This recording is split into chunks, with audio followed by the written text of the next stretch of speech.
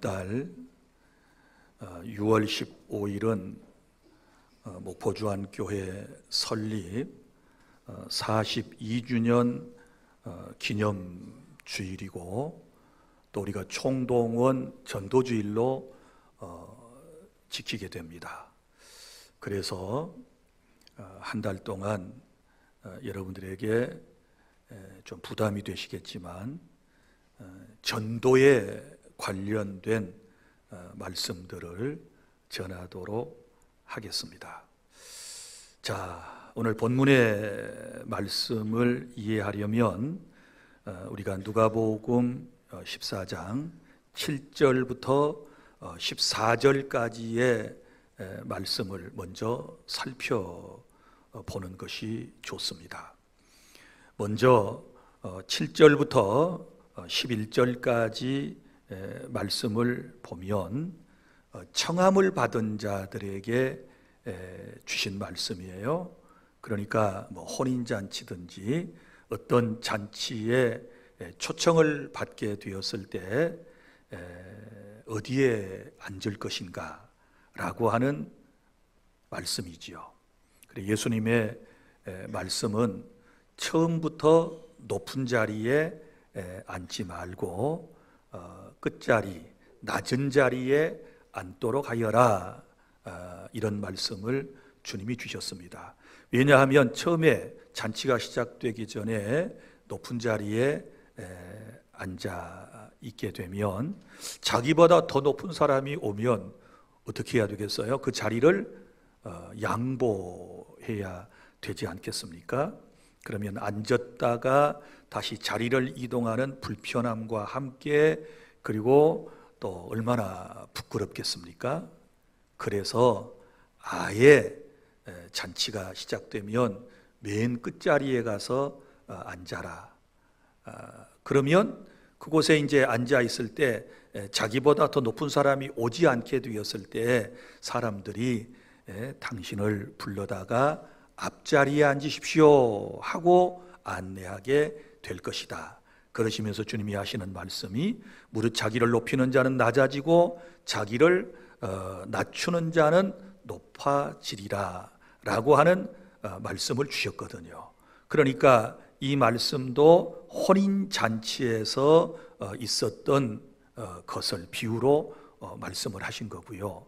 그 다음에 이제 계속 연결되는 12절에부터 14절까지의 말씀은 어떤 내용인가 하면, 여기는 반대로 잔치를 배설하고 누군가를 초청할 때 어떻게 할 것인가에 대한 말씀을 주셨거든요. 그래서 초청을 할 때에 점심이나 저녁에 이제 초청을 하지 않겠어요? 그러면 12절에 보면 형제나 친척이나 부자 이웃을 청하지 말아라. 왜냐하면 그 사람들은 도로 너를 청하여 내게 가품이 될까 한다. 그러므로 잔치를 베풀려거든 차라리 가난한 사람들, 몸 불편한 사람들, 저는 사람들, 맹인들을 초청하여라. 그리하면 그 사람들은 갚을 것이 없으므로 내가 한 일이 복이 될 것이다. 이렇게 주님께서 이 잔치집 이야기를 쭉 지금 하시는 거예요. 그런데 그때에 그 주님의 말씀을 듣던 사람 중에 한 사람이 오늘 본문에 보면 이렇게 말을 시작합니다. 함께 먹는 사람 중에 하나가 이 말을 듣고 이르되 무릇 하나님의 나라에서 떡을 먹는 자는 복되도다 하니. 그러니까 하나님 나라를 이 사람은 잔치를 얘기하니까 생각을 했어요. 그리고 하나님 나라에서 떡을 먹는 자는 복되도다, 이 말은 자신들이 기대하던 메시아가 오시게 되면 이스라엘 나라도 회복될 것이고 우리는 이제 그 주인의 상에서 떡을 먹는 사람처럼 우리의 삶이 행복해질 것이다 라고 하는 이런 의도를 가지고 예수님께 대답을 했거든요. 그때 주님께서 들려주신 말씀이 그 유명한 큰 잔치의 비유라고 하는 오늘 본문 말씀을 주신 거예요. 자, 이스라엘의 문화를 우리가 이 말씀을 듣기 전에 좀 이해를 하는 것이 중요하거든요. 유대 이스라엘 사람들의 이 잔치 문화라고 하는 것은 예약이에요. 그래서 먼저 이제 잔치를 열려면 언제 어디에서 몇 시에 누구 집에서 어떤 잔치가 있습니다 라고 하는 것을 상대방에게 고지를 하게 됩니다. 알려줘요. 그리고 난 다음에 그때 잔치에 참석하실 수 있으시겠습니까? 라고 물어요. 그러면 자기가 올 수 있는 마음이나 형편이 되었을 때는 예, 가겠습니다 라고 대답을 한단 말이에요. 그러면 그 사람들이 먹을 수 있는 음식과 그 사람들이 앉을 수 있는 자리를 딱 준비를 해놓게 되는 거예요. 자, 그리고 이제 잔치 당일날이 되면 주인은 다시 한번 자신의 종들을 그 오기로 약속되었던 초청받은 사람들에게 보내는 거예요. 그리고는 가서 이제 잔치가 다 준비되었으니 오셔서 즐기시지요 하고 알려주는 것입니다. 그러면 그때 이제 초청을 받은 사람들이 잔치에 참여하게 되는 것이 일반적인 것이었습니다. 그러나 자, 오기로 약속을 해놓았는데 오지 않았다, 약속을 어기고 잔치 자리에 오지 않았다, 그러면 이 주인을 모욕하는 행위이고요, 그것은 아주 무례한 사람이 하는 짓으로 그렇게 평판이 나게 되는 것입니다. 이게 이제 유대인들의 사회에 있어서 이제 이 잔치의 예절이었다라고 하는 것을 우리가 이제 염두에 두고 이 말씀을 쭉 들어가야 이제 이해가 되는데, 자, 그러면 보세요. 첫째, 하나님은 자신의 나라를 건설하시고 사람을 초청하셨다. 그래서 예수님이 이 땅에 오시면서 하셨던 말씀이 뭘까요? 회개하라, 천국이 가까웠다. 하나님의 나라는 여기 있다 저기 있다 못하리니 너희 안에 있다. 주님이 오신 목적은 하나님의 나라를 건설하시기 위하여 왕으로 예수님께서 이 땅에 오셨다는 사실을 믿으시기를 바랍니다. 그러니까 이 잔치를 배설하는 분은 누구이신가 하면 바로 하나님이시거든요. 하나님께서 잔치집과 같은 천국을 준비하셨다.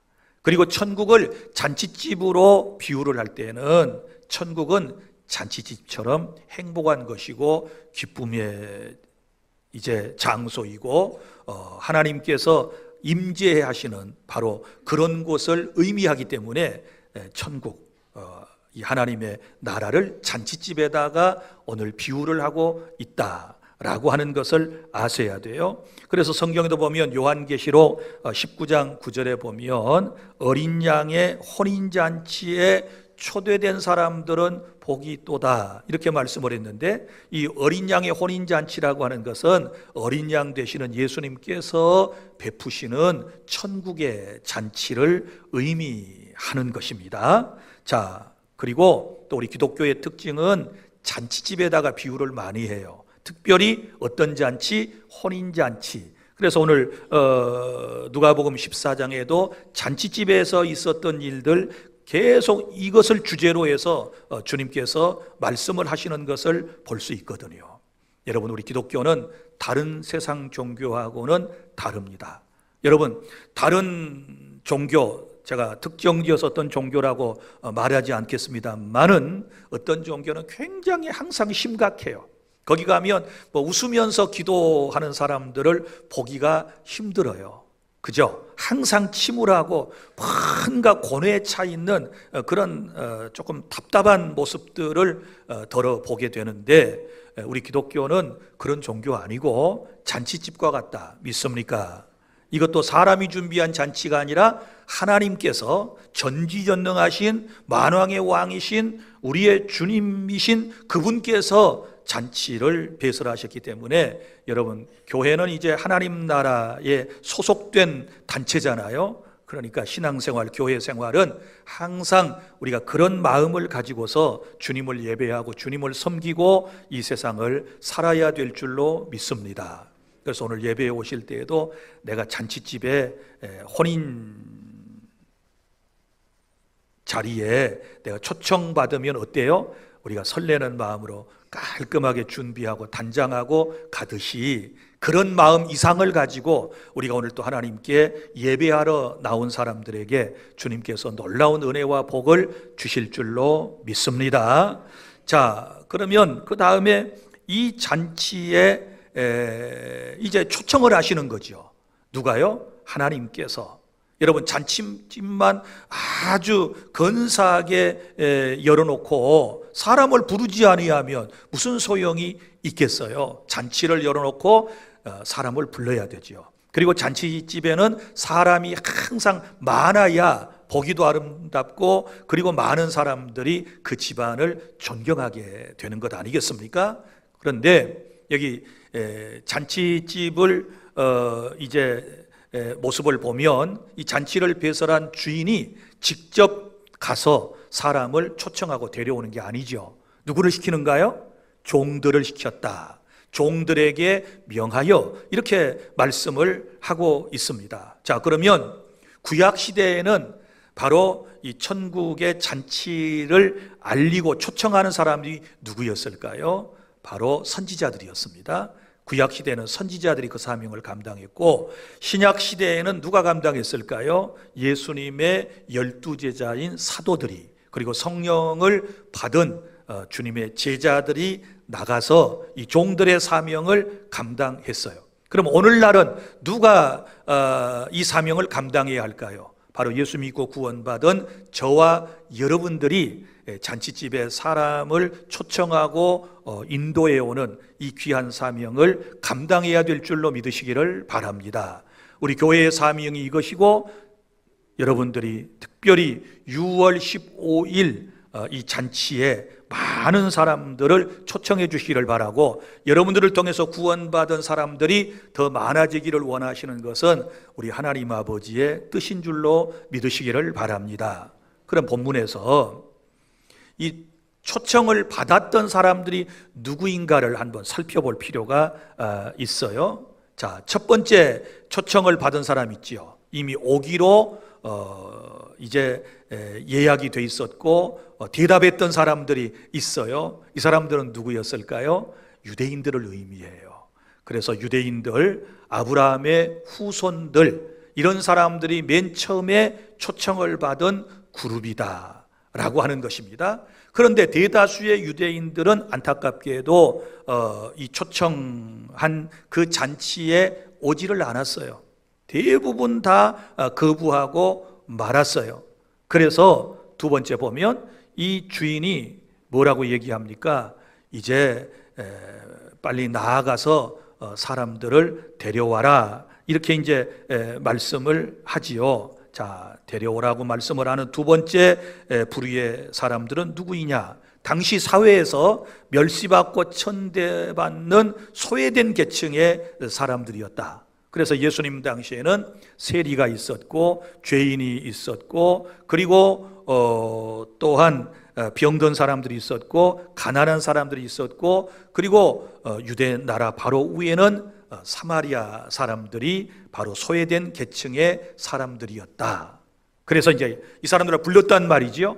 그런데도 불구하고 잔치집 자리가 아직도 남아 있는 거예요. 그래서 오늘 23절에 보면 길과 산울가로 산 울타리로 울타리가로 가서 사람을 강권하여 데려다가 내 집을 채워라 이렇게 말씀을 하셨거든요. 그래서 사람들이 이제 막 종들이 나가서 만나는 대로 사람을 이끌어 오잖아요. 근데 여기 보면 길, 산, 울타리가 그러니까 이 변두리 인생을 의미하거든요. 이 사람들은 누굴까요? 이방인을 말하는 거예요. 이방인들, 우리들을 얘기하는 거예요. 그래서 우리는 이 세 번째 부름으로 구원받고 오늘 이 자리에 와서 하나님 앞에 예배하고 있다는 사실을 믿으시기를 바랍니다. 그래서 천국의 잔치를 준비하시고 우리를 초청하시는 하나님, 누구를 통해서? 종들을 통하여 초청하시는 하나님. 둘째, 그런데 하나님은 우리를 초청하셨는데 인생들이 거절을 했어요. 그래서 거절하는 인생들의 이 모습이 여기 본문에 나와 있는데, 먼저 처음 초대에 거절했던 세 사람들이 나옵니다. 구체적으로 세 사람이 나오는데, 자, 온다고, 잔치집에 이제 오겠다고, 그날 와서 참여하겠다고 약속을 해놓고도 오지 않은 세 사람이 있어요. 자, 첫 번째 사람 어떤 사람이냐? 밭을 샀음에 불갑을 나가봐야 하겠고 그러면서 오지 않은 거예요. 여러분, 사놓은 밭이 어디로 갑니까? 등기까지 하고 등기 문서 딱 들고 있으면 그게 다리가 있어가지고 발이 있어가지고 어디로 가버리는 것입니까? 그런데 지금 밭에 가겠다는 거예요. 그런데 원문의 이 뉘앙스를 보면 이 혼인잔치가 언제 열렸을까요? 이 저녁이거든, 저녁. 그러면 저녁에 무슨 밭에 가겠다는 얘기예요? 이거는 핑계지요.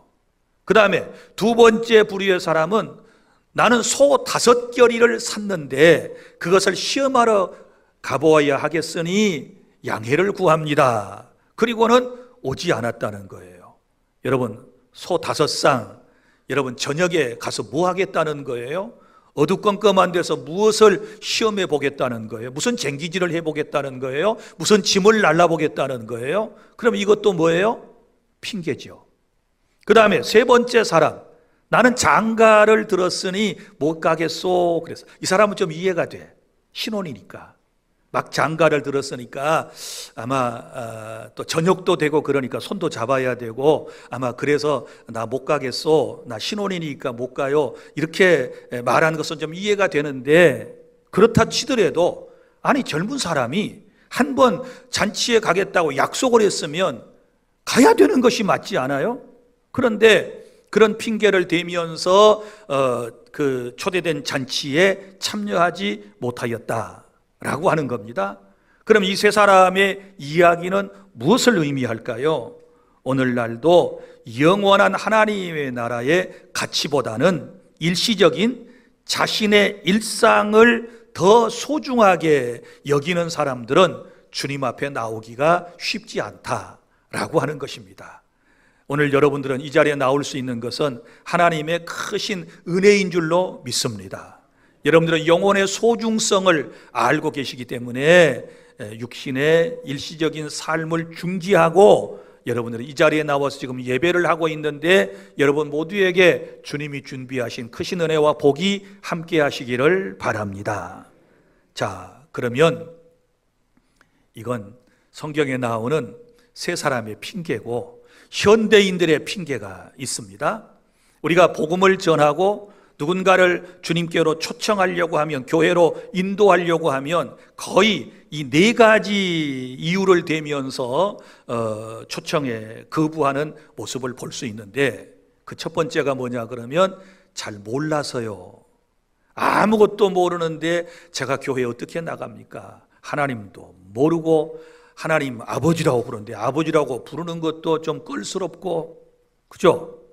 아버지라고 부르는 것도 껄스럽고, 성경도 모르고 예배 방식도 모르고 교회 용어도 모르고 교회 질서도 모르고 아무것도 모르는데, 예수도 모르고 성경도 모르는데 제가 어떻게 교회를 가겠습니까? 이렇게 말씀하시는 분들이 있어요. 자, 이렇게 말씀하시는 분들은 겸손한 사람일 수도 있고요, 또 의외로 핑계일 경우가 훨씬 더 많아요. 여러분 보세요. 우리가 세상을 살아가면서 모든 일상에서 우리 경험하고 있는 것들을 다 이해하고 그 원리를 알고서 우리가 세상을 살아가는 것입니까? 그렇지 않아요. 예를 들어서 보세요. 자, 여러분, 저는 오늘 저녁에 이제 저녁 예배 끝난 다음에 인천으로 저녁 12시에 올라가서 내일 새벽에 비행기를 타고 베트남에 갈 거예요. 그런데 비행기를 탈 때마다 이해가 안 되는 게 있어요. 그 비행기 얼마나 커요. 근데 이 엄청나게 큰 비행기가 이륙을 해가지고 10,000m 상공까지 올라가서 쭉 가다가 목적지가 되면 하강해가지고 정해진 시간에 거의 딱 도착을 해요. 자, 새처럼 날개가 있어서 날개짓을 하는 것도 아닌데 세상에 거기에 수백 명의 사람을 태우고, 그리고 또 짐은 또 얼마나 바리바리 싸들어온 게 많아요. 짐칸에 보면 또 짐이 가득 실려 있어요. 그런 비행기가 아니 하늘을 난다는 표현이 그러지만, 자, 여러분 이해를 하시나요? 이거 잘 이해가 안 돼요. 대충 우리가 원리는 알아요.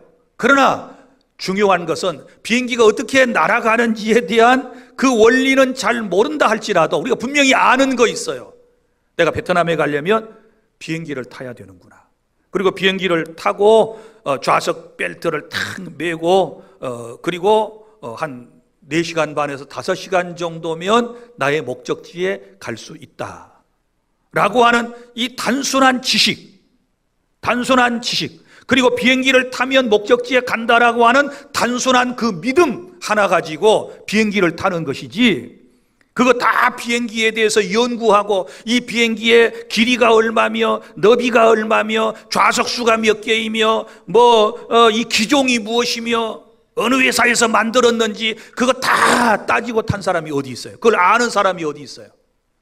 몰라요. 아주 전문가 아니면 아무도 몰라요. 그리고 타고 가는 거예요. 인생이 그래요. 또 보세요.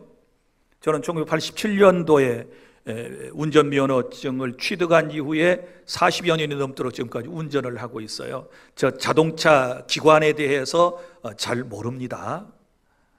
엔진이 고장 난다든지 그러면 저 고칠 수 있는 그런 능력이, 실력이 전혀 없어요. 그러나 제가 분명히 아는 거 하나 있어요. 차가 있으면 내가 어떤 목적지에 가기 위해서 그 차에 일단은 타야 되잖아요. 그죠? 탄 다음에 시동을 걸어요. 그 시동 걸 때 키를 누르는 것도 있고, 제 차는 버튼을 누르는데 버튼을 눌러서 또는 카드를 대가지고 지문으로 시동을 거는 여러 가지 방법들이 있어요. 그것만 알면 차는 움직여요. 그리고 차를 움직여서 목적지까지 갈 때에 여러분 가게 하려면 가속 페달을 밟고, 멈추게 하려면 뭘 밟아야 돼요? 브레이크를 밟아야 돼요. 저녁이 되면 전조등을 켜야 되고 라이트를 켜야 되고, 왼쪽으로 가려면 왼쪽 신호등을 깜빡이를 넣어야 되고, 오른쪽 가려면 오른쪽 깜빡이를 넣는 거, 이거 우리 알고 있잖아요. 이 단순한 것만 알고 이 차를 운전해 가면 목적지에까지 갈 수 있는 거예요. 이것저것 고주할 매주할 어떻게 다 알고 차를 타는 사람이 있습니까? 그리고 요즘 차량에는 전자 시스템이 가득 차 있어서 우리 도무지 몰라요. 그리고 그 내비게이션 안에서 그 여자 음성이 들리는데 그 여자가 그 속에 진짜 사는지 어쩌는지 보셨어요? 이쁜지 안 이쁜지 알아요? 모르잖아. 부산 갔다 오다가 어떤 목사님이 저한테 좋은 아이템을 하나 주셨어요. 목사님, 요즘 내비게이션 가운데요, 까로 시작되는 내비게이션이 있는데 거기에는 각 팔도 사투리 버전이 있대. 그래서 전라도 버전을 딱 켜고 가면 너무너무 재밌다는 거예요. 이쪽으로 가란께 앞에는 높은 것이 있어 조심해야 쓰겠네잉. 별별 전라도 버전의 소리가 나오는데 할머니 할아버지를 모시고 가는 차에 그 버전을 딱 사용하면 너무너무 노인들이 좋아라 그러면서 멀미를 하지 않는데요. 가서 한번 해봐요. 근데 나는 참 희한한 게, 어떻게 정확하게 많이 편차가 나봐야 5m도 안 나요. 그렇게 정확하게 내비게이션이 작동해서 우리를 목적지까지 안내해 주는가? 이거 여러분 이해가 되고 설명하실 수 있겠어요? 그냥 눌러가지고 입력 목적지 하면 거기 안내해 주는 거예요. 또 보세요. 오늘 아침에 저는 혈압약과 함께 제 한 반 여기 손바닥 절반 정도의 식품과 함께 입에다 털어넣었어요. 먹었는데 이거 저 뭔지 잘 몰라요. 그냥 제 아내가 여보 이거 먹어야 돼, 좋은 거야. 그러니까 제 아내의 말만 믿어요. 좋다 그러니까 설마 내가 죽을 약을 막 먹으라고 그러겠어요? 내가 아는 것은 색깔 있는 혈압약 하나만 알고 나머지는 뭐 들었는데 금방금방 잊어먹어요. 그래도 먹어요. 왜 먹어요? 아내 기쁘라고. 왜 먹어요? 나 좋으라고 먹어. 왜 먹어요? 먹어야 한다기에 먹어. 그거밖에 몰라요. 내가 뭐 성분을 다 알고. 여러분 먹는 게 아니잖아요. 우리가 병원에 가서 의사의 처방을 받고 난 다음에 약국에 들려서 약을 타가지고 오잖아요. 그 약 성분 다 아시나요? 하긴 요즘에는 좋은 세상이라 약봉지 안에 약의 그림이 다 그려져 있어요. 그리고 거기 성분까지도 다 쓰여져 있는 약국이 있어요. 그냥 글로만 쓰여진 것도 있고 어떤 약국에는 그림까지 나와요. 그리고 모르면 검색창에다가 그걸 쭉 이렇게 쳐보면은 금방 용법, 용량 뭐 다 거기에 약에 대한 정보가 나와요. 그런데 대부분 다 몰라요. 그냥 먹어요. 다 먹는 거예요. 그러면 건강해지고 혈압도 조정되고 당도 조정되고 여러분 우리 몸에 이로움을 주는 것이지 않겠습니까? 그거 이상 뭘 더 알 필요가 있어요. 자, 아침 식사들 하고 오셨나요? 식사를 안 하고 온 사람은 대부분 졸아요. 식사를 하실 때 여러분 그 한 끼 식사의 영양소에 대해서 여러분 정확히 아십니까? 모르잖아요. 그냥 밥을 먹어야 산다니까 먹고, 물 먹어야 된다니까 목마르면 먹고, 밥에는 김치니까 그렇게 김치 먹고, 그리고 우리 하루 일상이 시작되는 거예요. 여러분 신앙생활도 마찬가지예요. 누가 처음부터 예수 다 알고 성경 다 외우고 난 다음에 하나님의 말씀을 이해하고 난 다음에 여러분 예수님을 믿는답니까? 그런 사람 없어요. 그냥 기초만 알면 돼요. 예수님은 나의 주님, 그 예수님 믿으면 내 죄가 사함받고 천국 백성이 되고 천국 잔치에 참여하고 내 인생이 변화가 있고 내가 행복해진다. 할렐루야. 이것만 알면 되는 거고 나머지는 자세히 알려면은 여러분이 성경을 또 공부하고 모르면 찾아보고 사람이 지식을 습득하는 것처럼 우리의 신앙생활도 그러는 거예요. 그러니까 몰라서 못 믿는다는 분들에게는 이렇게 설명을 여러분이 좀 해 주시기를 바랍니다. 그리고 두 번째 부류의 사람은 교회 갑시다, 예수 믿읍시다 그러면 죄가 너무 많아서요. 하긴 우리가 봐도 어떤 인간은 죄를 너무 지었어요. 그런 사람이 교회에 오면 조금 부담이 될 것 같기도 해요. 그러나 또 그 본인은 진심으로 자기의 부끄러움을 알고 있는 선한 분일 수도 있어요. 그래서 나는 죄가 너무 많아서 교회 못 가요 라고 하는 분들이 있는데 이런 분들에게는요 이렇게 말씀해 줘야 돼요. 당신의 죄보다 하나님의 은혜와 사랑이 훨씬 넓고 커서 다 덮어주실 거예요. 할렐루야. 하나님의 은혜가 덮어주시는 거예요. 어떤 죄라도 아무리 큰 죄를 가지고 왔다 할지라도 주님은 우리의 모든 죄를 덮고도 남는 그런 은혜와 사랑의 주님이라고 하는 사실을 믿으시기를 바랍니다. 그래서 나는 죄가 너무 많아서 교회 못 나오겠습니다 라는 분들은 이런 분하고 좀 비슷할 것 같아요. 자, 예를 들어서 나는 병이 너무 많아서 병원에 못 가요. 병이 많아서. 나 종합병원이거든요.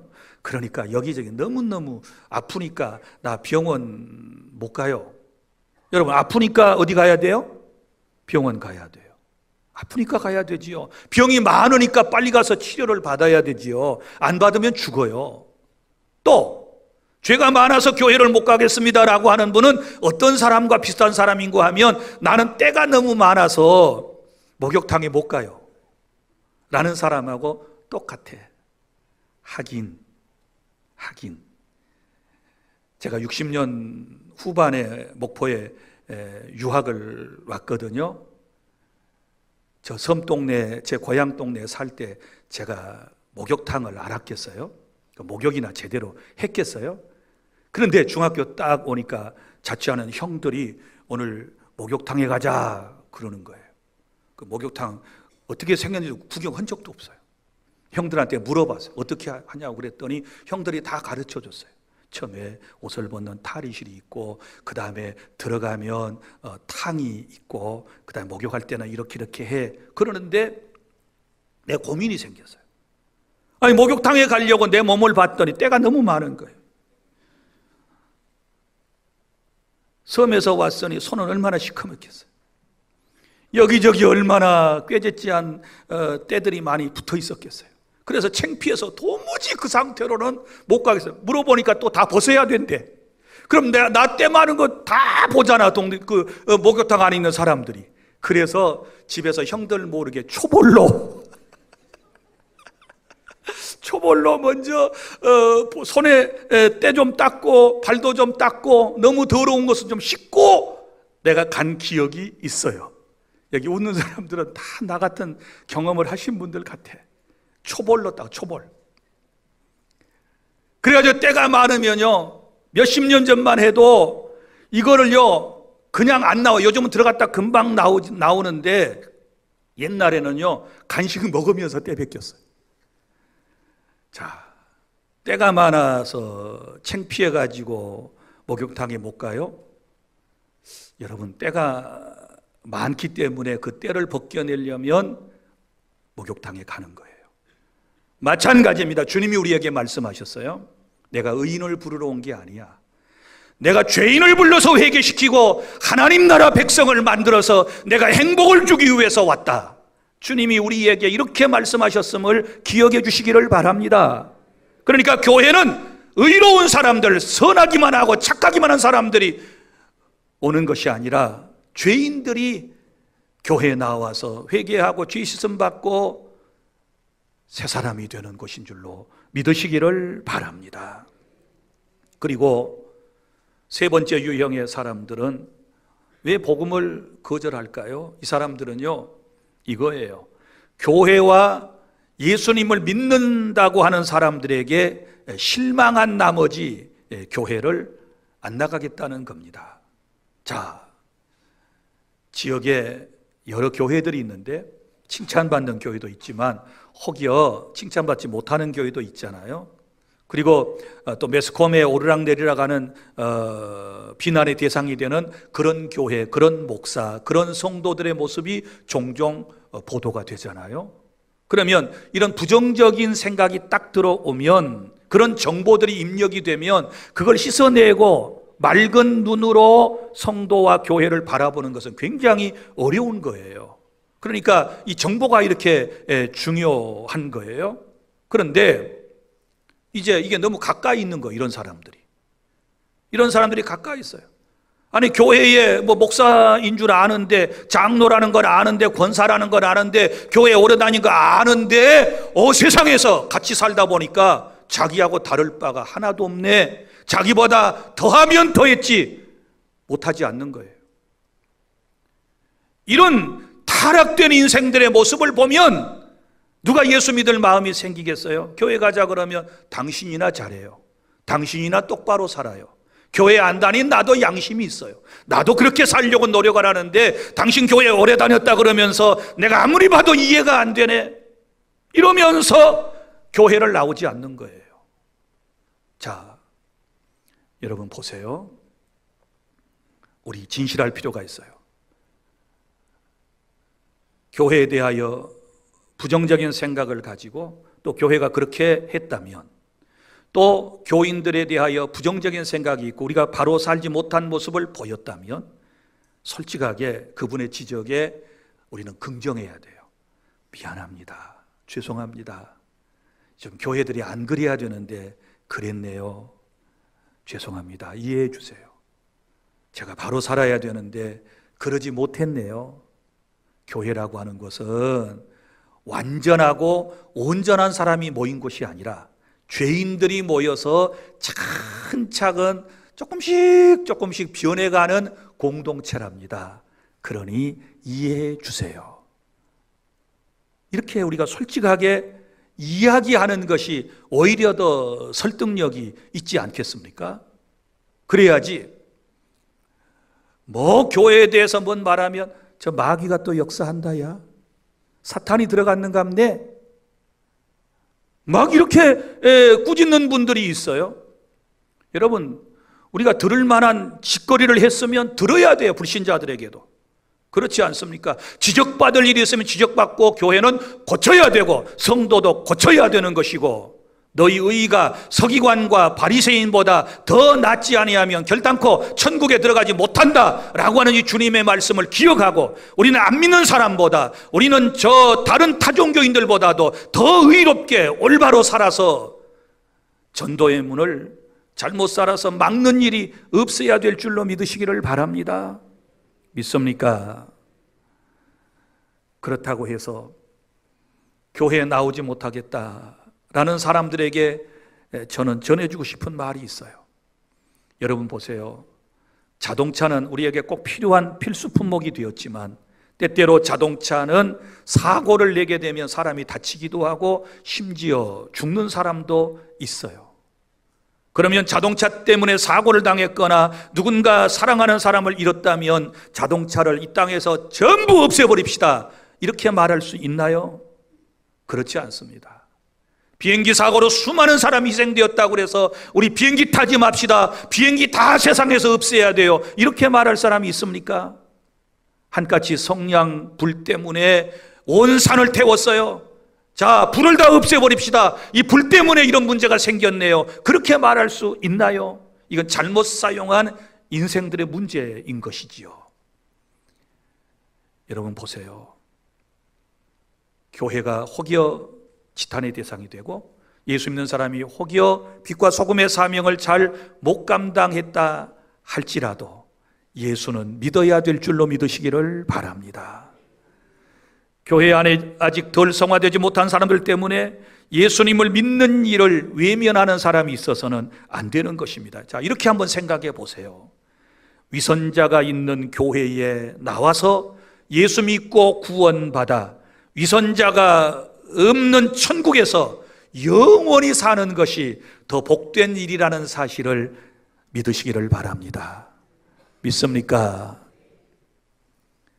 네 번째 핑계.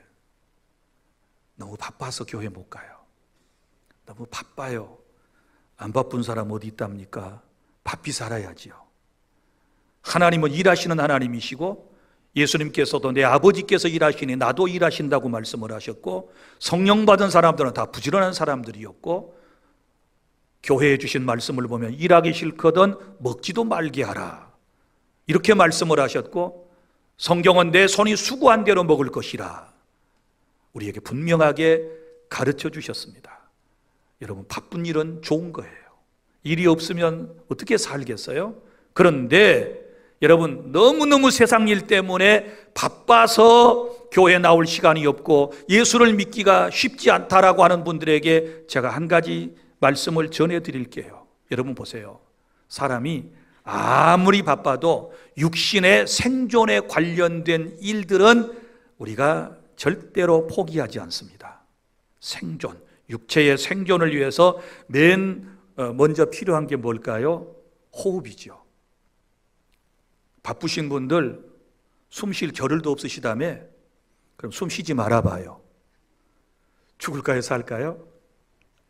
아니, 죽어요? 살아요? 숨 안 쉬면? 아, 죽는구나. 맞아요.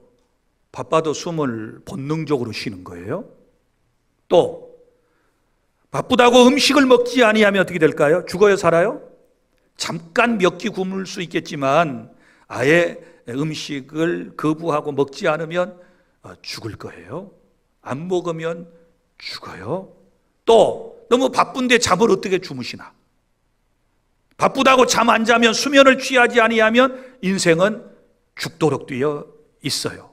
그래서 아무리 바빠도 인간의 생존에 관한 일은 우리가 필연적으로 하면서 살아가는 거예요. 아무리 바빠도 숨을 쉽니다. 아무리 바빠도 먹어야 하는 것입니다. 아무리 바빠도 잠은 자야 하는 것입니다. 그래야 우리가 살아갈 수 있는 것처럼 마찬가지입니다. 우리의 영혼도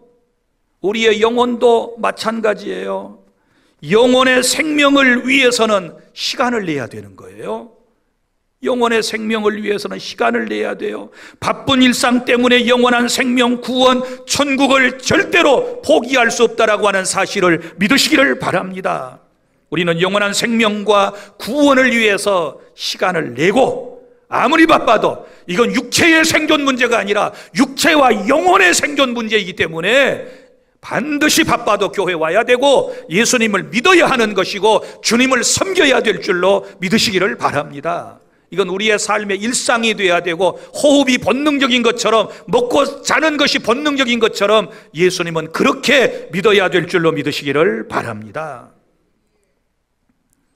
사랑하는 성도 여러분, 하나님은 하늘나라 잔치를 준비하시고 지금도 저와 여러분을 부르고 계심을 믿으시기를 바랍니다. 그 부르심에 외면하지 마시기를 바랍니다. 아직 복음을 듣지 못한 이들에게 다가가서 이 귀한 사실을 전해주시기를 바랍니다. 셋째, 마지막으로, 그러면 우리가 해야 할 소위 전도가 뭘까? 전도 부담되시지요? 전도를 제가 가르쳐 드리도록 하겠습니다. 자, 오늘 말씀을 보면 결국 주님이 주신 말씀은 잔치를 배설하고 난 다음에 결국은 이 종들이 가서 잔치자리를 채우잖아요. 종들이 가서 사람을 데려다가 채우는 것처럼 하나님께서 배설하신 천국을 채우는 일은 누구예요? 종들인 저와 여러분들인 거예요. 교회예요, 교회. 믿습니까? 그래서 전도는 복음으로 세상 사람을 초청하여 하나님 나라 잔치에 인도하는 일인 줄로 믿으시기를 바랍니다. 구체적으로 오늘 네 가지를 여러분들에게 소개를 본문에 따라서 해드리기를 원하는데, 자, 첫 번째는 사람들을 찾아가는 거예요. 사람이 있는 곳으로 찾아가야 돼요. 자, 잔치집의 종들이 초대할 사람을 찾으러 갔지요. 찾으러 갔다라고 하는 표현이 나와요. 그럼 어디로 갔는지 한번 볼까요? 우리 성경 본문에서 각 지역이 나오면 동그라미를 한번 해보시겠습니까? 먼저 시내 나왔습니다. 시내와 찾으셨나요? 그 다음에 어디예요? 거리 나왔나요? 자, 시내, 거리 21절에 있어요. 시내로 갑니다. 그 다음에 어디로 가요? 거리로 가요. 그 다음에 어디로 갑니까? 골목도 나왔네. 골목. 전라도 사람들은 꼴목이라고 그래. 내가 서울에 올라가서 꼴목이라고 그랬더니 사람들이 막 키득키득 웃어. 그 뭔 말이냐고. 아니 꼴목이요 그랬더니 잘 못 알아들어. 그 나중에 골목이요. 골목. 자, 그 다음에 또 어디로 갔습니까? 산으로 갔습니다. 그 다음에 어디로 갑니까? 산 울타리 가로 갔습니다. 그러니까 결국은 잃어버린 영혼들을 찾아서 우리가 가야 할 곳이 어디입니까? 사람이 있는 곳에는 무조건 우리가 가야 될 줄로 믿으시기를 바랍니다. 여기저기 가려서는 안 돼요. 나는 시내만 갈래. 나는 들판 좋아하니까 나는 산 울타리 가로 갈래. 이러는 거 아니에요.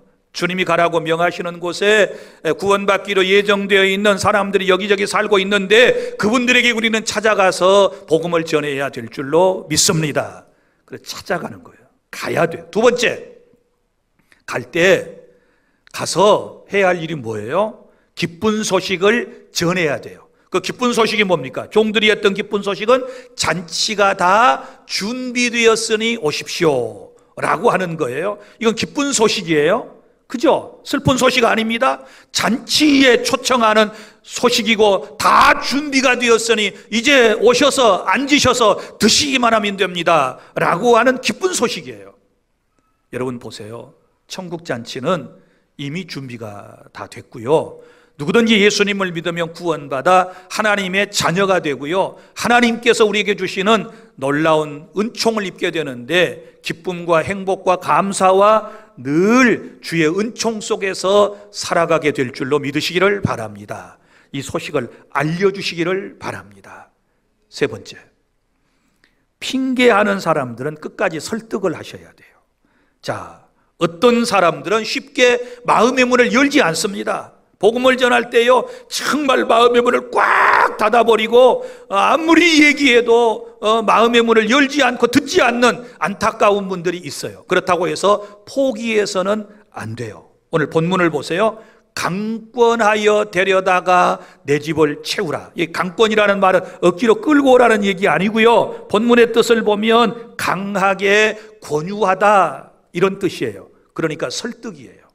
포기하지 말고 끝까지 왜 예수를 믿어야 하는가, 왜 교회를 가야 하는가, 여기에 대하여 설득을 해야 될 줄로 믿으시기를 바랍니다. 그럴 때에 성령이 역사하셔서 상대방의 마음의 문을 열어주시고 복음이신 예수님을 영접하여 구원받고 천국 잔치에 참여하는 그런 은혜를 입게 해주실 줄로 믿으시기를 바랍니다. 잘 설득하셔야 돼요. 성질이 급해가지고 몇 번 얘기하다가 뭐 말귀를 못 알아듣는다고 그러고 막 이러면 안 돼요. 말귀를 못 알아듣도록 되어 있어요. 여러분, 처음에 복음을 듣는 사람이 어떻게 영적인 이야기, 천국 이야기, 하나님 이야기, 성경 이야기를 다 이해하겠어요? 여러분도 그렇으면서. 그러니까 인내하고 알아듣기 쉽도록 계속해서 설득을 잘 해주시기를 바랍니다. 어떤 사람 말도 못한다고 핑계. 나는 말을 못해요. 근데 우리 말 다 잘해요. 또 말씀드리지만 싸울 때 보면 알아. 동네에서 싸울 때 보면 이야, 입술에다 따발총을 달았나, 어떻게 속에 든 것이 막 탁탁탁 나오는지. 늘 말하지, 원고가 필요 없다니. 원고 쓰고 싸운 거 보셨어요? 원고 한번 여보시오, 그 다음에 두 번째 당신 나쁘요, 그 다음에 세 번째 뭐 하십니다, 너무 하십니다. 이렇게 원고 보고 말하지 않잖아요. 본능적으로 막 나오는 거예요. 막 나와요. 자, 여러분, 그러니까 우리가 전도하러 가서 설득할 때 인간적인 것 자꾸 생각하지 말고 하나님의 은혜를 간구하면 주의 은혜로 주께서 말도 잘하게 해주실 줄로 믿으시기를 바랍니다.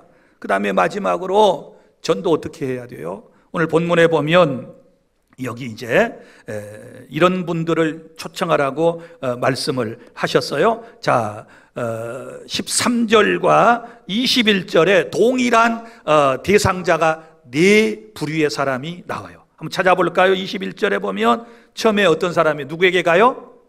가난한 자들. 그 다음에 누가 나옵니까? 몸이 불편한 자, 신체 장애인. 그 다음에 누가 나옵니까? 맹인, 시각 장애인. 그 다음에 누가 나옵니까? 지체 장애인인 저는 자. 그러면 가난한 사람, 신체 장애인, 그리고 시각 장애인, 지체 장애인은 혼자 올 수 있는 사람인가요? 아닌가요? 혼자 올 수 없죠. 누군가의 도움이 필요하지요. 그렇지 않습니까? 특별히 시각장애인의 경우에 앞을 못 보는데 어떻게 나올 수 있습니까? 섬김이 필요해요. 여러분의 인도가 필요한 거예요. 그렇습니다. 여러분, 여기 지금 나오는 이 네 부류의 사람들은 전도의 수용성이 가장 높은 사람들이에요.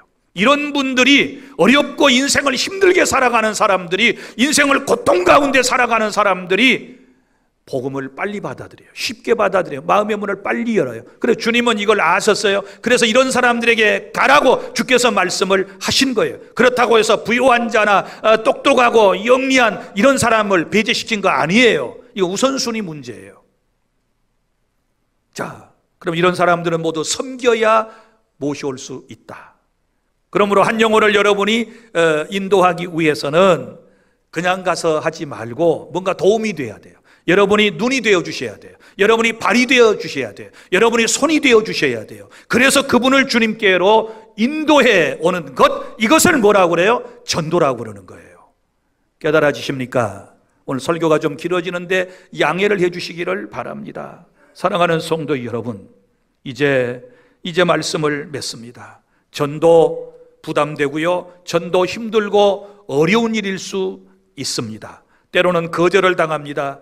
면전에서 우리가 수모와 수치를 당할 때도 있을 것입니다. 그러나 그럼에도 불구하고 전도는 주님께서 우리에게 명령하신 것입니다. 마가복음 16장 15절, 너희는 온 천하에 다니며 만민에게 복음을 전파하라 라고 말씀하셨기 때문에 그 주님의 말씀에 순종하여 우리는 복음을 전하러 나아가야 될 줄로 믿으시기를 바랍니다.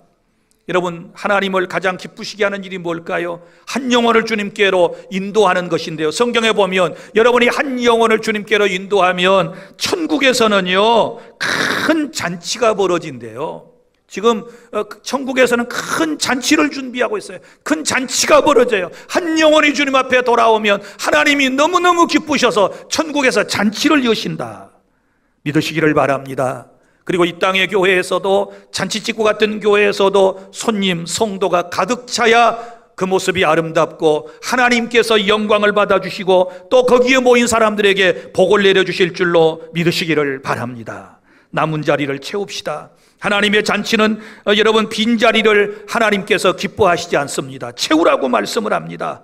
그러므로 우리는 많은 사람을 초청하여, 사람을 강권하여 데려다가 하나님의 집인 교회에, 천국에 채우는 역사가 있어야 하는 것이고, 여기에 우리는 순종해야 될 줄로 믿으시기를 바랍니다. 이제 우리의 삶이 복음의 초청장이 되어서 잃어버린 자들이 하나님의 나라의 잔치에 초대를 받아서 앉아서 함께 행복을 누리며 하나님께 영광 돌리는 그런 아름다운 역사가 있기를 바라고, 오늘 여러분이 전도할 사람을 다 작정해 주시고 6월 15일 교회 설립 기념주일에는 꼭 한 영혼을 주님께로 인도해 주시기를 바랍니다.